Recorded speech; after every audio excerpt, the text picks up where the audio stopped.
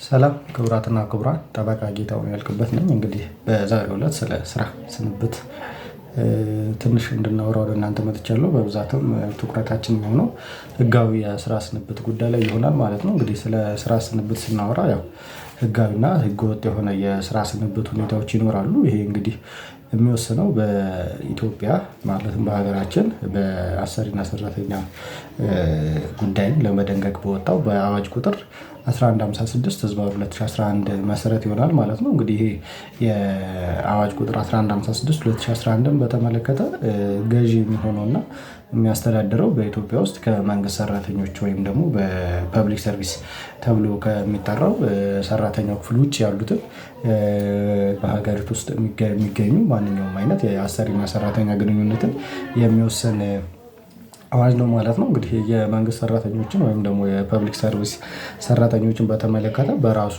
ገዢ የሆነ ባለፈው ዓመት በህዝብ ተወካዮች ምክር ቤት ቀርቦ የጸደቀ የ1353 ህዝባር 2017 የሆነ የመንግስት ሰራተኞች አዋጅ አለ ማለት ነው። እነሱ ደግሞ በዛ መሰረት የሚተዳደሩ ይሆናል ማለት ነው።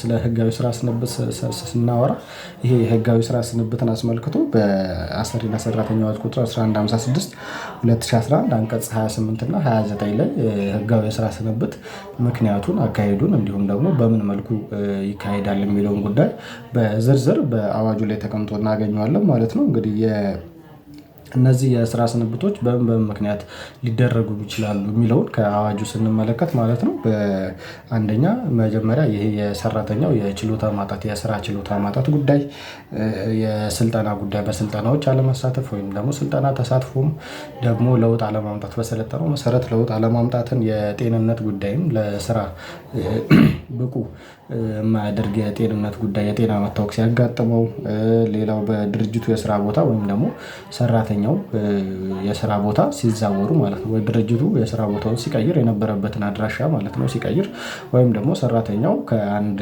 ድርጅቱ ቅርንጫፍ ወደ ሌላ ቦታ ተዛውሮ እንዲሰራ ሲደረግ እና በዛ መሰረት ሰራተኛው በዛ ሳይስማማ ቀርቶ ዝውውሩን ሳይቀበል ከቀረ እነዚህ የስራ ስንብት ምክንያቶች ይሆናሉ ማለት ነው። ሌላው ደግሞ የስራ ስንብት ምክንያት የሚሆነው ከድርጅቱ አቋም ወይም ደግሞ የድርጅቱ የስራ እንቅስቃሴ ጋር ተያይዞ የሚነሱ ነጥቦች ናቸው። እነዚህም በብዛት የሚያተኩሩት ከድርጅቱ የትርፍ የኪሳራ እና የስራ እንቅስቃሴ ከመቀዛቀዝ ጋር በብዛት የተያያዙ ጉዳዮች ናቸው ማለት ነው። ሌላው ደግሞ ምንድነው የሰራተኛው ሲሰራበት የነበረው የስራ መደብ ጋር በተያያዘ የስራ ስንብት ሊወሰን ይችላል ማለት ነው።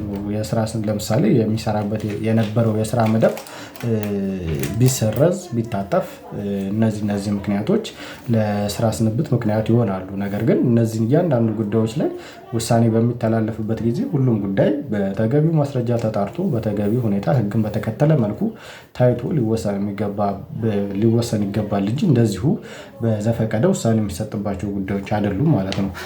ሌላው እንግዲህ በእነዚህ መልኩ ሰራተኛ ሲሰናበቱ በአዋጁ አንቀጽ 35 ላይ የተቀመጠው ምንድነው የማስጠንቀቂያ ጊዜ አለ። ሰራተኛ በህጋዊ መልኩ ለማሰናበት ራሱን የቻለ የማስጠንቀቂያ ጊዜዎች አሉ። ስለዚህ አሰሪ ያንን የማስጠንቀቂያ ጊዜን ተከትሎ በህጋዊ መንገድ ስንብቱን ማከናወን ይኖርበታል ማለት ነው። ይሄ ምንድነው በጣም ዝቅተኛ የሆነው ቅድመ የማስጠንቀቂያ ጊዜ የ2 ወር ቅድመ ማስጠንቀቂያ ለሰራተኛው በጽሁፍ የሚሰናበትበትን ቀን የሚሰናበትበትን ምክንያት በዝርዝር ተገልጾ በጽሁፍ ለሰራተኛው እንዲደርስ ይጠበቃል። ይህም ጽሁፍ ደግሞ በትክክል ለሰራተኛው ለራሱ በፊርማ ፈርሞ እንዲቀበል ደብዳቤውን ከዚህ ከስንብቱ በኋላ ደግሞ ምንድነው ተከታዮቹ ነገር የሚሆኑት የክፍያ ጉዳዮች ይሆናሉ ማለት ነው።